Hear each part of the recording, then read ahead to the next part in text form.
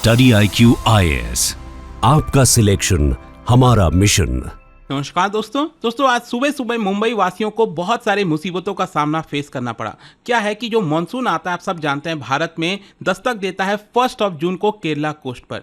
तो यहाँ पर वो तो पहले आया ही था, लेकिन अचानक से ये देखने को मिला कि मुंबई में जो मानसून है वो 17 दिन पहले पहुंच गया है। मतलब जब से डेटा रिकॉर्ड किया जा रहा है, ऐसा कभी नहीं हुआ कि 17 दिन पहले मानसून मुंबई पहुंच जाए। इनफैक्ट IMD ने जो अनुमान लगाया था उसके हिसाब से भी अगर आप देखोगे तो 12 दिन पहले मॉनसून पहुंच गया। और मॉनसून आया तो आया, आज सुबह सुबह क्लाउड बर्स्ट भी हो गया। ये आप देख सकते हो खबर, Mumbai rains cloud burst over south Mumbai as 104 mm rainfall lashes region in just an hour. तो इसको थोड़ा सा डिटेल में समझेंगे कि एग्जैक्टली हो क्या रहा है, मतलब क्या कारण है जिसकी वजह से मॉनसून इतना पहले आ गया, मुंबई में क्या क्या इंपैक्ट आया, वो सब कुछ मैं आपको बताऊंगा। चलिए आगे बढ़ते हैं, लेकिन उससे पहले आप सबको बता दूं, आप में से जो भी लोग UPSC की तैयारी कर रहे हैं दोस्तों, 2026 के लिए बैच है वो आज से ही हमारा स्टार्ट हो रहा है। और सबसे खास बात यह है 31 मई तक आप एक्स्ट्रा डिस्काउंट के साथ यहां पर इस बैच को ज्वाइन कर सकते हैं, क्योंकि अभी अभी जस्ट प्रीलिम्स ओवर हुआ है। यहां पर नए बैच में आपको अर्ली स्टार्ट ऑफर दिख रहा है, तो अगर आप इसको अभी ज्वाइन करते हैं तो ज्यादा फायदा होगा। By using this code Ankit live you will also get maximum discount, और इसका जो लिंक है वो कमेंट सेक्शन में दिया हुआ है। चलिए शुरुआत करते हैं। जैसा मैं आपको बोल रहा था कि आज सुबह 26 मई को क्लाउड बर्स्ट एक्सपीरियंस हुआ है मुंबई में, जहां पर बताया जा रहा है कि 1 घंटे के अंदर अंदर 9 बजे से 10 बजे के बीच में 104 mm ऑफ रेनफॉल रिकॉर्ड किया गया। और वो भी साउथ मुंबई के सेंट्रल लोकेशन, आपको पता होगा जो नरीमन पॉइंट है वहां पर ये फेस किया गया। एंड इतना ज़्यादा इंटेंस रेनफॉल, इसकी वजह से काफ़ी ज़्यादा इंपैक्ट हुआ transportation, health care services, public safety, कई चीज़ों के ऊपर। और जिसकी वजह से IMD को यहाँ पर इमीडिएटली रेड अलर्ट जारी करना पड़ा। जो BMC है उन्होंने वार्निंग जारी किया और जितने भी इमरजेंसी रिस्पॉन्सेज हैं उसको लॉन्च कर दिए। देखो सबसे पहला क्वेश्चन यही आता है कि ये क्लाउड बर्स्ट का मतलब क्या है। देखो सिंपल सी चीज है, ये एक बहुत ही एक्सट्रीम वेदर इवेंट होता है जहां पर एक बहुत शॉर्ट पीरियड में, छोटे समय के अंदर अचानक से बहुत ज्यादा रेनफॉल हो जाए। मतलब नाम है क्लाउड बर्स्ट, इसका मतलब ये नहीं है कि बादल कोई फट गया, ऐसा नहीं है, पर जब बहुत छोटे अंतराल में काफी ज्यादा बारिश हो जाती है। कितनी ज्यादा, कहा यह जाता है कि 1 घंटे के अंदर अंदर अगर 100 mm ऑफ रेनफॉल हुआ तो उसको हम क्लाउड बर्स्ट कहते हैं। और जैसा मैंने आपको बताया, मुंबई में 104 mm ऑफ रेनफॉल देखने को मिला 1 घंटे के अंदर अंदर। और इसकी वजह से आप समझ सकते हैं कि जो पूरा एरिया है वहां पर जहां पर भी क्लाउड बर्स्ट होता है, फ्लैश फ्लड देखने को मिलते हैं, वाटर लॉगिंग हो जाती है, इंफ्रास्ट्रक्चर कोलैप्स हो जाता है। तो ये जो मुंबई में क्लाउड बर्स्ट हुआ, जो मैंने आपको बताया, ये नरीमन पॉइंट मतलब एक लोकलाइज्ड था। ये मतलब मुंबई के आसपास का जो एरिया देखोगे तो वहां पर उतना इंपैक्ट नहीं आया, लेकिन उस पर्टिकुलर जगह पर नरीमन पॉइंट और उसके आसपास का जो इलाका है वहां पर बताया जा रहा है कि इतना ज्यादा प्रॉब्लम्स फेस करना पड़ा है। और प्रॉब्लम्स किस तरह के, यहां पर आप देख सकते हो, ट्रांसपोर्ट डिसरप्शन, लोकल ट्रेन, आपको पता ही है मुंबई के लिए लाइफलाइन है। ट्रांसपोर्टेशन सिस्टम मुंबई के लिए बहुत ज़्यादा इंपॉर्टेंट है। सेंट्रल, वेस्टर्न, हार्बर लाइंस, ये सब 30 से 60 मिनट डिले हो गए। वाटर लॉगिंग देखने को मिला ट्रैक्स पर। फिर इसके अलावा जो बस के सर्विसेज हैं वो भी डाइवर्ट करने पड़ गए थे। एयर ट्रैफिक की बात करें तो विजिबिलिटी लो होने की वजह से, और जो रनवे है वहां पर भी वाटर लॉगिंग होने की वजह से जो फ्लाइट्स हैं उनको टेम्पररी डिले करना पड़ा। फिर इसके अलावा अर्बन फ्लडिंग देखने को मिला। आपको पता ही है कि हर साल इसकी चर्चा होती है कि मुंबई में बारिश आया तो वहां पर फ्लड जैसा सिचुएशन हो गया, और यहां पर तो हम क्लाउड बर्स्ट की बात कर रहे हैं, तो जाहिर सी बात है फ्लड जैसा सिचुएशन होना ही था कई सारे एरिया में। इसके अलावा जो सबवेज हैं, लो लाइंग एरियाज हैं, वो डूब गए। और इसके साथ साथ कई हॉस्पिटल्स में तो ये देखने को मिला कि जो ICU है वहां पर 1-1 इंच का पानी भर गया था। और कई हाउसिंग सोसाइटीज में भी seepage, power cuts, lift breakdown, इस तरह की समस्या देखने को मिली है। खैर, इसको देखते हुए रिस्पॉन्स क्या लिया गया है, जो BMC है जिनकी जिम्मेदारी है इन सब को लेकर, तो उन्होंने यहां पर हाई टाइड वार्निंग पहले जारी किया उन सभी एरियाज में जो लो लाइंग है, जहां पर पानी जो डूब सकता है वो पूरा एरिया, तो वहां पर वार्निंग जारी किया गया। इसके अलावा 100 से ज्यादा जो पंपिंग मशीन्स हैं वो शहर के अंदर लगाए गए हैं ताकि स्टैग्नेंट वाटर को निकाला जा सके। स्कूल कॉलेजेस को ओपन ही रखा गया था, लेकिन कई जगह पर हाफ डे दे दिया गया। Emergency response team, disaster management units, उनको भी हाई अलर्ट पर रख दिया गया है ताकि कोई भी मदद चाहिए तो उनको यूज किया जा सकेगा। IMD की तरफ से आप देख सकते हो उन्होंने यहाँ पर यह कहा है कि अगले कुछ घंटे तक बहुत ज़्यादा बारिश होने के आसार हैं और उनका कहना है कि विंड भी जो है 50 किलोमीटर पर आवर के हिसाब से चलेगी, जिसकी वजह से पेड़ गिर सकते हैं, स्ट्रक्चरल डैमेज हो सकता है। तो अगर आप ट्रैवल जरूरी नहीं है तो आप मत करिए, जितना कोशिश करिए घर में रहिए, ऐसी यहाँ पर कोशिश की जा रही है। इनफैक्ट मैं आपको बताऊं, अगर आपका हिस्टोरिकल कॉन्टेक्स्ट अगर आप देखोगे, 26 जुलाई 2005 कोई भूल नहीं सकता है मुंबई में जिस तरह की तबाही आई थी। सोच के देखो, एक दिन के अंदर अंदर 900 mm रेनफॉल देखने को मिला, जिसकी वजह से हंड्रेड्स ऑफ लोगों की मृत्यु हुई थी। 900 mm आप समझ रहे हो, यहां पर तो हम 104 mm की बात कर रहे हैं।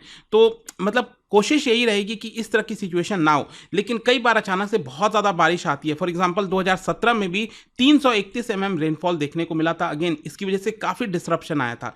और अक्सर क्या है कि मुंबई में तो ये वल्नरेबल है मुंबई अपने आप में, क्योंकि इंफ्रास्ट्रक्चर मेंटेनेंस उतना नहीं है, प्रॉब्लम्स हैं, तो इस तरह की समस्या आती रहती है। लेकिन इससे भी ज़्यादा इंपॉर्टेंट ये हो जाता है कि आखिरकार ये अचानक से हुआ क्या है।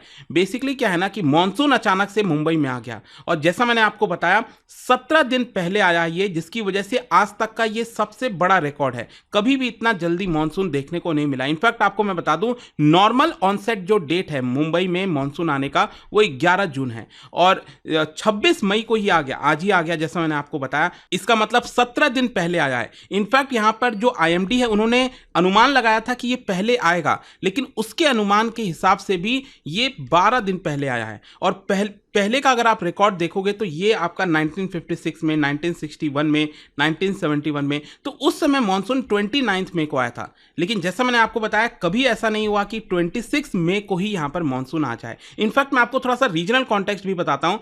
जैसे केरला कोस्ट की अगर हम बात करते हैं तो वहाँ पर 1 जून को नॉर्मल ऑनसेट होता है। तो यहाँ पर जो IMD है उन्होंने कहा था कि 4-5 दिन पहले आ जाएगा मानसून, लेकिन कोची में केरला कोस्ट पर ये 10 दिन पहले आ गया। गोवा में आप देखिए तो 13 दिन पहले आ गया। मुंबई में मैंने आपको बताया 17 दिन पहले, पुणे के अंदर 11 दिन पहले। तो आप समझ सकते हैं कि अगर ये हर जगह इतना जल्दी हो रहा है, इसका मतलब नदर्न इंडिया में भी, जैसे दिल्ली वगैरह आसपास एरिया आप देखोगे तो 1 जुलाई को मानसून आना है। लेकिन हो सकता है कि जो मानसून है वो जून में ही आ जाए, हो सकता है कि 15 से 20 जून के बीच में आपको शायद मानसून देखने को मिले, डिपेंड करता है। लेकिन इस बार जो है मानसून काफी ज्यादा पहले आया है। तो क्वेश्चन अब ये आता है कि ऐसा क्या हुआ, क्या कारण है जिसकी वजह से मानसून इतना पहले आ गया। सबसे पहला है, लो प्रेशर सिस्टम डेवलप हुआ है जल्दी। कहां पर? अरेबियन सी और बे ऑफ बंगाल में। बेसिकली क्या है ना, मानसून अगर आप देखोगे तो 2 ब्रांचेस में आपको देखने को मिलता है। एक तो अरेबियन सी वाला जो हमारा वेस्टर्न कोस्ट है, यहाँ पर इस तरह से मानसून आता है, राइट, धीरे धीरे करके ऊपर की तरफ जाता है।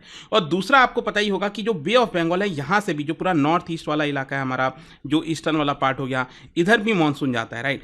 तो दोनों ही जगह बे ऑफ बंगाल और अरेबियन सी में यहाँ पर लो प्रेशर सिस्टम क्रिएट होता है। अब लो प्रेशर सिस्टम क्रिएट होगा मतलब क्या, आप सब जानते हैं कि जैसे लैंड एरिया है यहाँ पर, अगर ये थोड़ा सा हाई प्रेशर है कंपेयर टू दिस, तो इसकी वजह से क्या होगा, जो विंड है वो ब्लो होने लगती है लैंड की तरफ, राइट। तो यहां पर बताया जा रहा है कि इस बार जो है लो प्रेशर सिस्टम इंटेंसिफाई हो गया, जल्दी हो गया, बहुत ज्यादा लो प्रेशर सिस्टम देखने को मिला, जिसकी वजह से जो मॉनसून विंड है वो तेजी से ब्लो होने लगे जल्दी। एंड ये एक बड़ा कारण बताया जाता है क्योंकि sea surface temperature in the Indian Ocean and Arabian Sea were above average, मतलब ज्यादा सी सरफेस टेम्परेचर देखने को मिला। मतलब अगेन आप इसको क्लाइमेट चेंज से रिलेट कर पाओगे कि क्लाइमेट चेंज की वजह से अगेन इस तरह का मॉनसून का डिसरप्शन आपको देखने को मिल रहा है। फिर दूसरा कारण मैं आपको बताता हूं, वो है सोमाली जेट। बेसिकली क्या होता है ना, मॉनसून अगर आपने ज्योग्राफी वगैरह पढ़ी होगी तो आपको पता होगा, ये मॉरिशस हो गया, मेडागास्कर हो गया, यहां से एक विंड सिस्टम क्रिएट होता है। विंड सिस्टम में क्या होता है, अगेन यहाँ पर जो एक तरह से मॉइस्ट विंड है वो आपका इंडियन सब कॉन्टिनेंट की तरफ जाता है। तो ये जो हमारा मॉनसून जो क्रिएट होता है ना यहाँ पर, उसको और ज़्यादा ये पुश करता है। अभी हुआ क्या है कि ये जो सोमाली जेट है उसकी वजह से ये और जल्दी क्रिएट हुआ है। मतलब सोमाली जेट जो है वो जल्दी क्रिएट हो गया और ज़्यादा स्ट्रॉन्ग क्रिएट हुआ है। मतलब और आपका मॉइस्ट वाला विंड जो है वो इंडियन सब कॉन्टिनेंट की तरफ आया, जिसकी वजह से ये जो मॉनसून है और ज़्यादा इंटेंसिफाई हो गया। तो ये एक कारण है। फिर तीसरा एक और कारण है, वो है आपका वेस्टर्न डिस्टर्बेंसेस ने इस बार कुछ भी ब्लॉक नहीं किया। आप सबको पता होगा वेस्टर्न डिस्टर्बेंस की हम बात करते हैं तो जो मेडिटेरेनियन सी हो गया, ईरान हो गया, पाकिस्तान हो गया, वहाँ से कई सारे जो विंड्स हैं वो भारत के तरफ आते हैं, नदन वाले साइड इस तरफ, तो क्या होता है कि ये अक्सर इसकी वजह से आपको याद होगा विंटर के समय में बारिश होती है वेस्टर्न डिस्टर्बेंस की वजह से। तो यहाँ पर क्या है ना कि ये जो मानसून विंड आते हैं कई बार, तो ये वेस्टर्न डिस्टर्बेंस अभी भी थोड़ा बहुत होता है जिसकी वजह से ये ब्लॉक हो जाते हैं। लेकिन इस बार वेस्टर्न डिस्टर्बेंस बिल्कुल गायब थे, यहाँ पर थे ही नहीं वेस्टर्न डिस्टर्बेंस। तो मानसून विंड को आसानी से जगह मिल गई कि वो भारत की तरफ और ज़्यादा बारिश कर सके। तो आई होप आप समझ पा रहे होगे कि ये जो मानसून है वो इतना जल्दी आया क्यों है आखिरकार। लेकिन ऑब्वियस सी बात है, अगर आया है तो इसका रिपरकशन भी होगा, इकोनॉमिक इम्पैक्ट होगा, एग्रीकल्चर पर इम्पैक्ट होगा। इनफैक्ट मैं आपको बता दूं, जो खारिफ सोइंग साइकिल है वो पूरा डिसरप्ट हो गया है। कई जगह पर बताया जा रहा है क्योंकि खारिफ सोइंग कब होता है, ये मिड जून में होता है और मानसून तो अभी से आने लग गया है, अभी तो मई खत्म भी नहीं हुआ है। तो अगर हम सोइंग जल्दी करेंगे तो इसकी वजह से जर्मिनेशन फेलियर हो सकता है। प्लांटेड जो फील्ड्स हैं, जो नए नए प्लांट लगाए गए, वहाँ पर वाटर लॉगिंग हो सकती है जो कि अगेन सही नहीं है। फिर जो जो फंगल एक्सपोजर है वो ज़्यादा हो सकता है। तो ये आपका क्रॉप्स के लिए बिल्कुल भी अच्छा नहीं है। एंड रिपोर्ट्स का अनुमान यह है कि 60 to 70% potential crop damage in some areas of Maharashtra because of untimely rain. तो अगेन ये हमारे एग्रीकल्चर के लिए सही नहीं है। और इकोनॉमिक इंपैक्ट भी आप देख सकते हो, ऑब्वियस सी बात है इसका नुकसान तो होगा ही, लेकिन साथ ही साथ मुंबई में इकोनॉमिक एक्टिविटी आप सब जानते हैं कि देश का 6.2% ऑफ जीडीपी, सोच के देखिए, ये अकेले मुंबई से आता है, मुंबई में जो इकोनॉमिक एक्टिविटी होती है।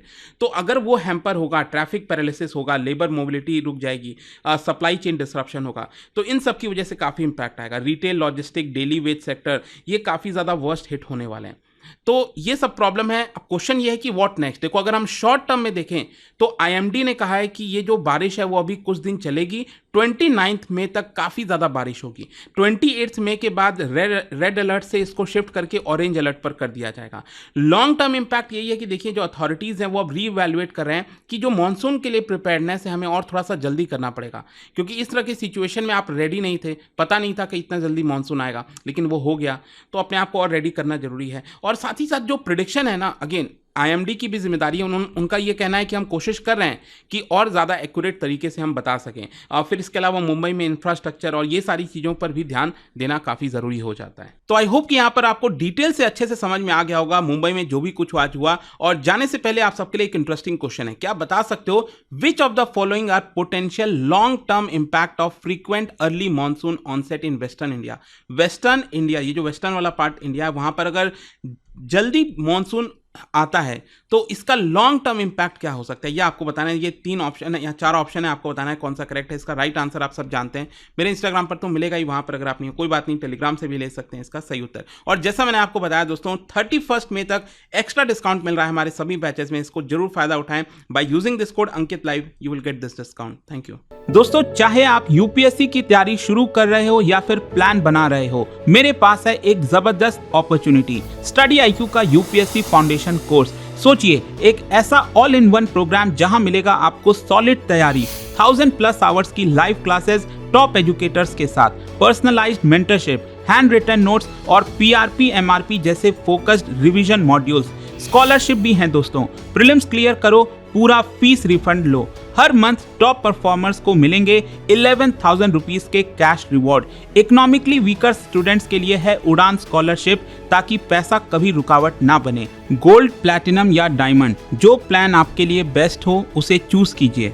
और सबसे खास बात, आपको गाइड करेंगे खुद x secretary Anil Swarup sir, जिन्होंने यूपीएससी सिस्टम को अंदर से देखा है। स्टडी आईक्यू पर भरोसा किया है 2 करोड़ से ज्यादा इंडियंस ने, और अब आपका नंबर है यूपीएससी फाउंडेशन कोर्स के साथ अपना आईएएस ड्रीम सर्च करने का। अब करना क्या है, बस स्टडी आईक्यू के ऐप पर जाइए या फिर कमेंट सेक्शन में दिए गए लिंक पर क्लिक करिए, यूपीएससी फाउंडेशन कोर्स ढूंढिए।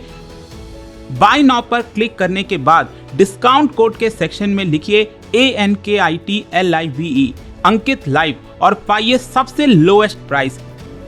Your IAS journey starts now. Study IQ IAS, आपका सिलेक्शन हमारा मिशन।